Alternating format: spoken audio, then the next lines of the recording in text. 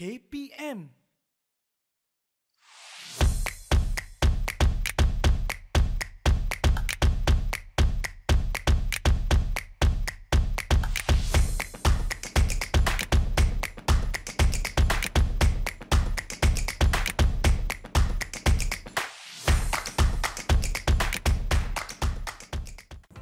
Assalamualaikum, salam sejahtera penonton Bina Upaya Guru Dididik TV KPM. Anda bersama saya Nisa K. Dan untuk pengetahuan penonton semua, di program inilah kita nak memaparkan, kita nak berkongsi dengan lebih lanjut kemejadian guru-guru di Malaysia, hala tuju mereka, sama ada mereka ini guru-guru biasa di sekolah-sekolah naungan KPM ataupun para pensyarah maupun mereka terlibat di bahagian pentadbiran. Baiklah, tajuk kita hari ini cukup menarik, guru pedalaman antara tanggungjawab dan pengorbanan. Pastinya ada kekangan ataupun cabaran yang dihadapi dan telah berjaya diatasi oleh guru-guru di pedalaman ini. Dan hari ini kita nak berbicara dengan lebih lanjut dengan seorang guru istimewa, iaitu Cikgu Muhammad Irfan Mustaqim bin Arifin dari Sekolah Kebangsaan Methodist ACS Jalan Kuala Dipang, Kampar Perak. Terima kasih Cikgu, selamat datang. Kerana sudi bersama-sama dengan kami di sini di Bina Upaya Guru pada hari ini.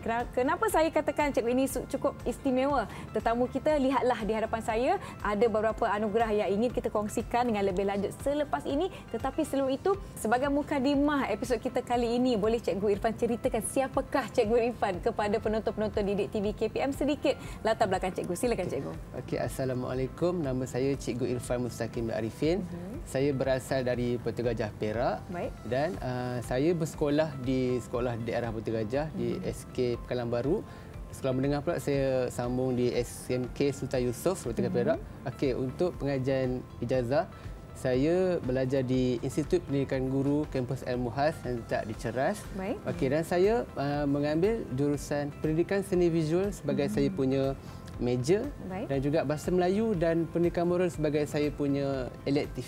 Baik, pastinya tempoh 5 tahun menjadi seorang warga pendidik itu bukanlah mudah dan pastinya ada cerita di sebaliknya. Siapakah yang Cikgu boleh kira sebagai pendorong utama untuk Cikgu Irfan menjadi seorang guru?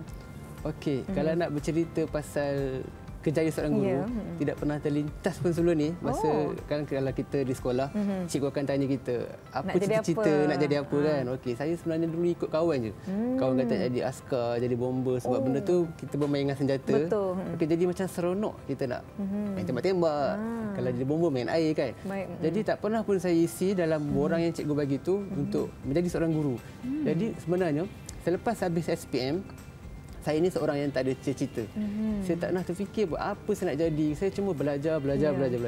Okey, jadi nak jadikan cerita, ayah saya yang mohonkan untuk saya semasa saya habis SPM tu. Jadi bukan rezeki saya untuk dapat, saya cuma dipanggil untuk interview saja. Okey. Untuk tahun yang kedua, saya hampir-hampir terlepas untuk panggilan ke IPG. Jadi ayah saya juga orangnya yang tolong isikan untuk saya belikan nombor PIN, sebab kalau kita nak sama belajar kita kena ada nombor PIN kan. Betul. Okey, jadi ayah saya isikan, ayah saya temankan saya interview dan masa saya dapat keputusan tu, saya macam berbalah bagi sebab saya dah sambung pengajian di tingkatan 6. Baik. Jadi saya rasa lagi 4 bulan je untuk saya ambil STPM. Jadi saya rasa macam rugi kalau saya keluar pun, rugi kalau saya masuk maktab pun, macam saya dilema tau.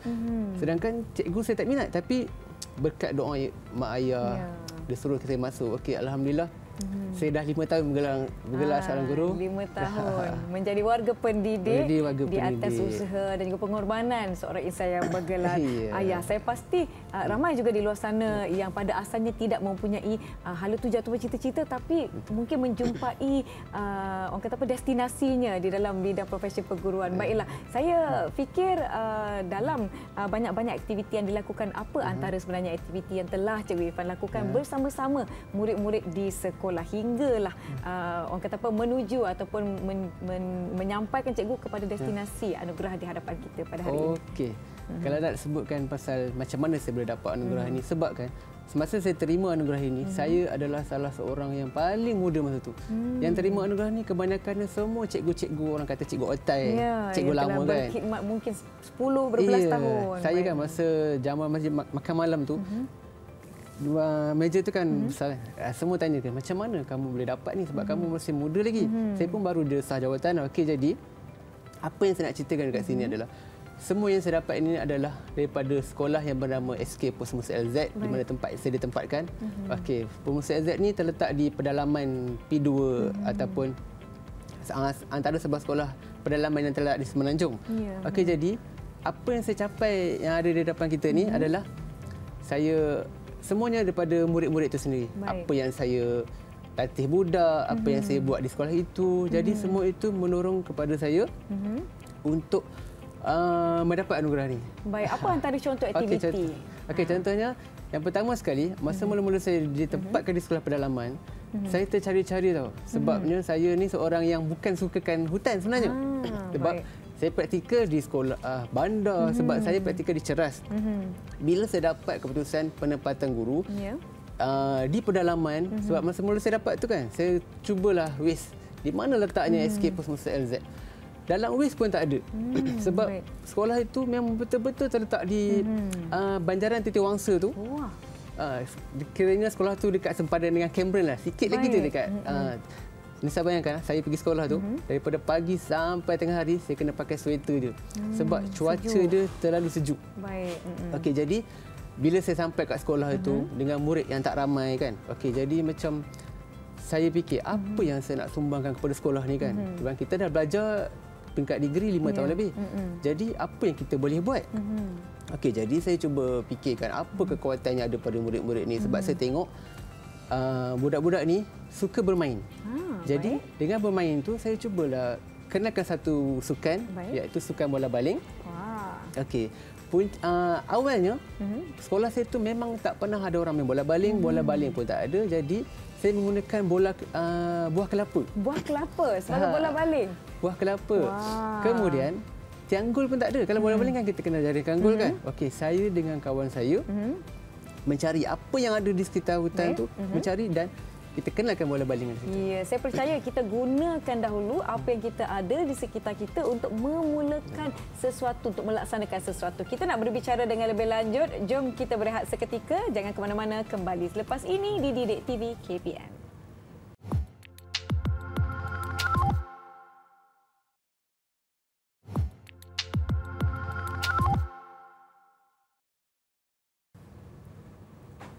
Terima kasih masih menonton Bina Upaya Guru di Didik TV KPM. Masih bersama saya Nisa K dan juga Cikgu Irfan. Hari ini penerima anugerah-anugerah yang ada di hadapan saya ini. Kita akan bercerita dengan lebih lanjut. Tetapi sebelum itu Cikgu, saya tertarik nak tahu serba sedikit mengenai sekolah yang sebelum ini Cikgu ditempatkan, iaitu Sekolah Pedalaman SK Pos Musa LZ yang terletak di kawasan Banjaran Titi Wangsa. Mungkin Cikgu boleh ceritakan serba sedikit mengenai sekolah tersebut dan apa antara cabaran sebagai seorang guru nak sampai ke sekolah tersebut setiap hari. Silakan Cikgu. Okey. Orang cakap lain padang, lain belalang. Betul. Okey, jadi pedalaman ni kalau kita dengarkan banyak pedalaman di Malaysia. Okey, sebenarnya saya pun tak terfikir pun di Semenanjung sendiri, di Perak sendiri ada sekolah pedalaman. Okey. Jadi apa cabaran-cabaran yang terpaksa saya lalui sepanjang bergelar pendidik di situ? Okey, cabaran yang pertama sekali, apabila sebut pasal hutan ni, saya sebenarnya Nisa, saya takut pacat tau. Takut pacat, baik. Saya memang geli kat pacat tu. Okey, jadi orang kata benda yang kita tak suka tu, itu yang kita dapat. Betul. Okey, jadi bila saya dapat posting di sekolah pedalaman ni, memang saya rasa macam satu igawan. Kena hadapi ketakutan. Okey, tapi sebenarnya di sekolah pedalaman yang saya ditempatkan ini, bukan sekadar pacat saja, tapi saya terpaksa melalui perjalanan yang mengambil masa 1.5 jam setiap hari untuk ke sekolah. Pergi saja? Pergi saja 1.5 jam. Baik. Kemudian balik pun 1.5 jam. Okey, kami terpaksa keluar sekolah awal sebelum matahari terbit dan juga balik lewat daripada tu. Sebabnya sekolah kami tu terletak di betul-betul dalam hutan. Okey, antara cabaran dia kalau musim hujan akan selalu berlaku tanah runtuh, pokok tumbang dan juga yang paling jalan berlumpur. Kemudian bila pokok tumbang, macam kami semua cikgu-cikgu lelaki kan, kami terpaksa konvoi. Konvoi 10 orang cikgu, sebab sekolah tu kecil je. 10 orang cikgu kami akan sama-sama naik ke sekolah. Sebabnya kalau apa-apa berlaku, kami boleh angkat motor untuk naik. Kalau tanah runtuh kan, kami terpaksa tolak motor, angkat motor, kadang kena tebang pokok sendiri kan. Sebab kemudiannya cabaran yang sekali adalah dari segi binatang liar ataupun binatang buas ni. Sebabnya saya pernah satu ketika tu sebelum kami bergerak ke sekolah, kami akan berkumpul di satu tempat, dia panggil checkpoint lah. Baik. Kami tunggu semua guru-guru sampai. Okey, masa kami nak naik tu, ada orang asli, dia nak jual petai kan, orang kerja untuk penguasa hutan. Okey. Baik. Dia kata, "Cikgu, hati-hati sebab tadi masa saya nak turun bawah, saya ternampak harimau, cikgu." Harimau? Ya, harimau belang. Harimau betul-betul harimau? Harimau betul-betul. Dan juga sebenarnya masa kami lalu kan, kadang-kadang ada terserempak dengan beruang, harimau kumbang. Jadi benda-benda tu Berdebar saya cikgu mendengarnya. satu macam kami takutlah, macam cabaran lah untuk kami. Tapi tetap teruskan perjalanan ke tetap sekolah. teruskan perjalanan untuk demi anak didik kami. Demi anak didik di sekolah tersebut. Jadi, apakah antara perkara yang membuatkan cikgu begitu, orang kata apa, gigih, tak putus asa walaupun pelbagai cabaran dengan situasi, lokasi dan sebagainya? Apa yang membuatkan cikgu terus orang kata apa, usaha cikgu menjadi guru yang terbaik untuk murid-murid di situ? Okey, macam saya cakap tadi, apa yang buatkan saya gigih kan? Okey, sebenarnya adalah dari segi anak murid itu sendiri dan ibu bapa tu juga. Sebabnya semasa saya latih bola baling tu kan, murid-murid ni akan datang awal sebelum saya datang, diorang akan berlatih di padang. Okey, kemudian apabila cuti sekolah, kegigihan ibu bapa, kesukaan ibu bapa tu untuk hantar anak-anak mereka tu ke rumah saya. Okey, untuk pengetahuan Nisa, sebabkan jarak rumah dengan sekolah jauh kan. Okey, jadi untuk latihan sukan pada waktu petang memang sukar. Jadi ibu bapa ni akan mengambil peluang masa cuti sekolah tu untuk hantar anak-anak diorang ke rumah saya. Jadi rumah saya tu akan menjadi tempat diorang tidur. Ada petang-petang saya akan latih budak. Jadi itulah rutinnya. Baik, itu antara sokongan saya kira daripada pihak ibu bapa juga. Baik. Sebab saya tengok kan, ibu bapa ni dia sanggup nak hantar anak. Sebab diorang bukannya banyak duit pun. Sebab nak dapatkan duit pun kena tunggu asa hutan. Asa hutan pun bukan sepanjang masa, kan dia bermusim kan. Okey, jadi benda tu saya rasa kan, ibu bapa pun sanggup, murid-murid pun sanggup. Jadi takkan saya sebagai cikgu, saya tak boleh berkorban untuk anak murid kan. Okey, jadi benda itu yang buatkan saya tak mudah putus asa dan saya terus melatih murid-murid saya. Baik, apa yang saya lihat di sini pengorbanan dari semua pihak. Murid-murid pun teruja nak menyertai, ibu bapa pun memberikan sokongan padu dan cikgu sendiri pun memberikan komitmen yang sangat-sangat tinggi kepada anak-anak murid di SK Pos Musuh LZ Banjaran Titiwangsa ini. 1 jam 30 minit pergi sahaja. 1 jam 30 minit kembali pula ke rumah. Dan ini perjalanan yang murid-murid ini dan ibu bapa mereka sanggup tempuh untuk mendapatkan, untuk melibatkan diri dengan aktiviti yang telah Cikgu Irfan susunkan, rangkakan untuk mereka. Mesti banyak lagi perkara yang cikgu nak kongsikan. Jom kita nak berehat seketika. Jangan ke mana-mana, kembali selepas ini di Bina Upaya Guru Didik TV KPM.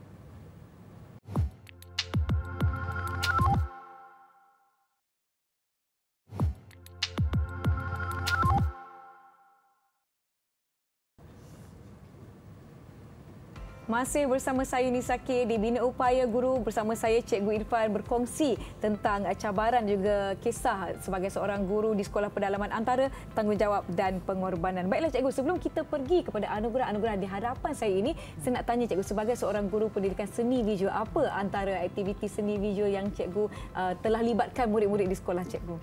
Okey. Sebabkan saya major pendidikan seni visual, okey, jadi semasa saya sampai di sekolah tu, saya tengok kan dinding-dinding sekolah tu banyak kosong. Jadi saya rasa kalau kosong ni, sebab bila di pedalaman tiada capaian internet, tak ada elektrik, tak ada kan. Jadi banyak masa-masa terluang kan. Okey, jadi kesempatan masa yang ada tu, saya banyak buat mural ni sah. Baik.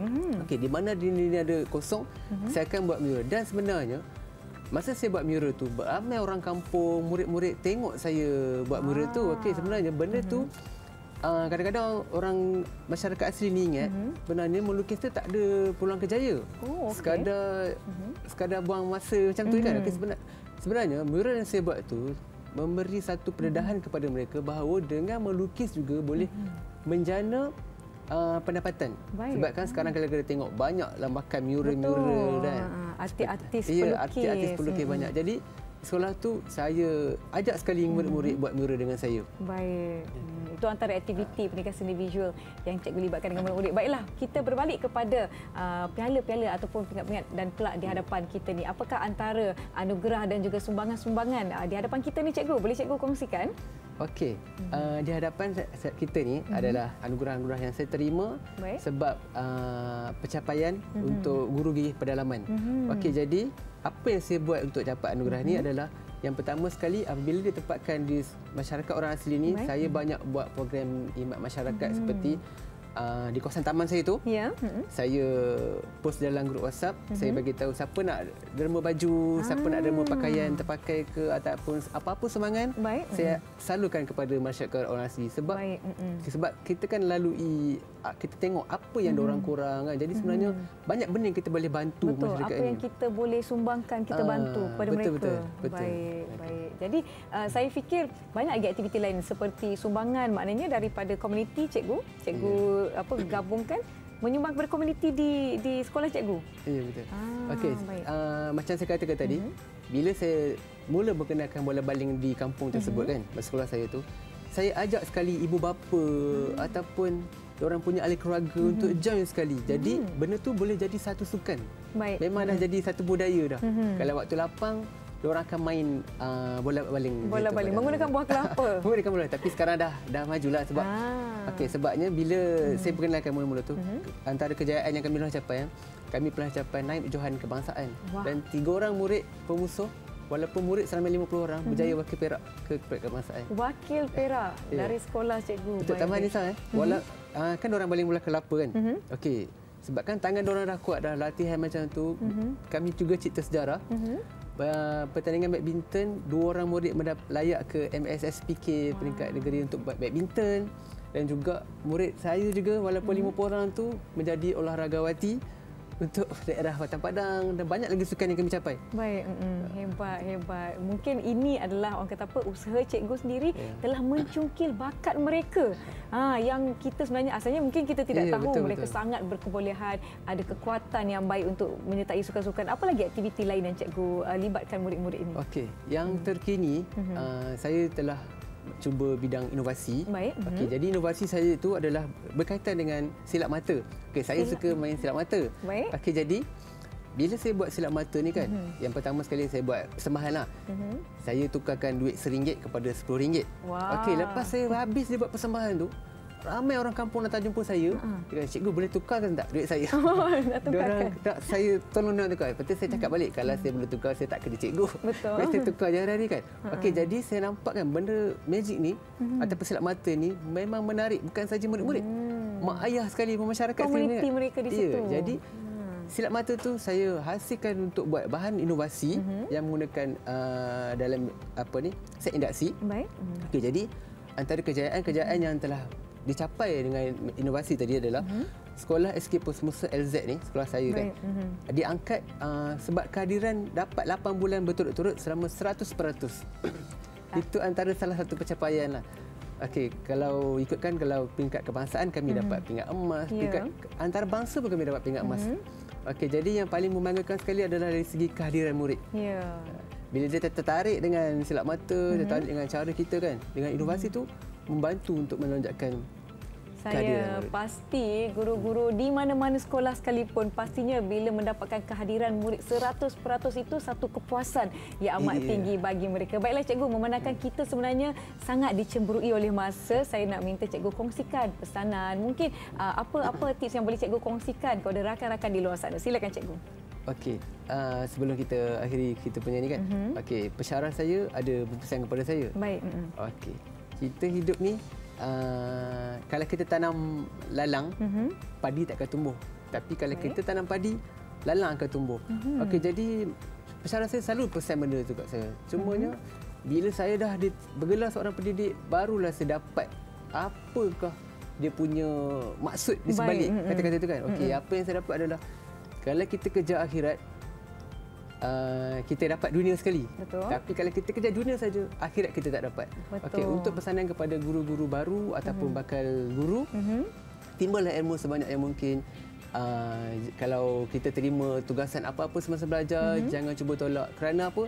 Sebab apa yang kita buat tu nanti memang berguna dengan semasa kita gelar pendidik nanti. Baik, mungkin boleh aplikasikan manfaat kepada murid-murid di sekolah ataupun di komuniti setempat. Baiklah cikgu, sebelum kita akhiri, saya sebenarnya sangat-sangat tertarik dengan anugerah yang berwarna merah ini. Cikgu, boleh cikgu ceritakan sedikit? Adakah ini yang terkini?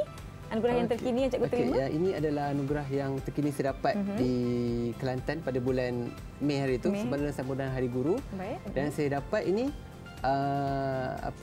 untuk anugerah khas pendidikan tentang guru gigih pedalaman bagi memberi peluang kepada guru-guru pedalaman ni supaya menjadi contoh kepada cikgu-cikgu lain bahawa bukan di sekolah-sekolah bandar je cikgu-cikgu tu boleh perform, tetapi sekolah pedalaman juga cikgu-cikgu ni boleh membantu murid, boleh keluarkan, tunjukkan bakat kita lah. Betul. Kita tak tahu, mungkin ada antara mereka yang merupakan permata yang sangat bersinar kan cikgu, seperti cikgu kongsikan tadi. Saya sangat-sangat teruja bila cikgu berkongsi mengenai murid-murid ini menjadi wakil daerah dan sebagainya. Tahniah sekali lagi saya ucapkan cikgu di atas anugerah-anugerah yang diterima. Semoga menjadi inspirasi kepada guru-guru di luar sana, di mana pun anda ditempatkan, pastinya ada sesuatu yang anda boleh capai, dan Kementerian Pendidikan Malaysia pastinya sentiasa mencari ruang dan memberikan peluang pada anda semua untuk kita berikan penghargaan seperti anugerah-anugerah yang telah Cikgu Irfan dapatkan. Terima kasih saya ucapkan sekali lagi kepada Cikgu Irfan kerana sudi bersama-sama dengan kami di Bina Upaya Guru Didik TV KPM. Semoga selamat maju jaya saya ucapkan. Selamat maju jaya kepada guru-guru yang menonton. Semoga kita bertemu lagi. Saya Nisa K. Assalamualaikum.